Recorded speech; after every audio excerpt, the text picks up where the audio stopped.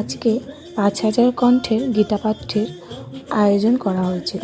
সেখানে উপস্থিত ছিলেন অনেক মহারাজ এবং তাদের মধ্যে অন্যতম ছিলেন কার্তিক মহারাজ। তারপর সেই মুহূর্তে কিছু ভিডিও আমার করা হয়নি, যদিও সন্ধ্যাবেলার দিকে কিছুটা ভিডিও করেছিলাম।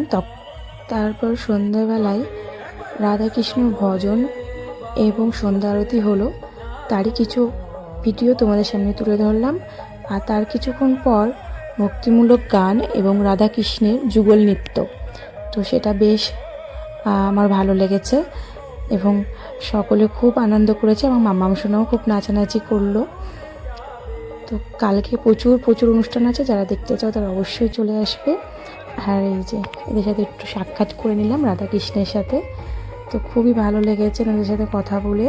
তো তোমাদের সকলের কেমন লাগলো ভিডিও তো অবশ্যই জানিও এবং সকলের নিমন্ত্রণ রইল কালকে।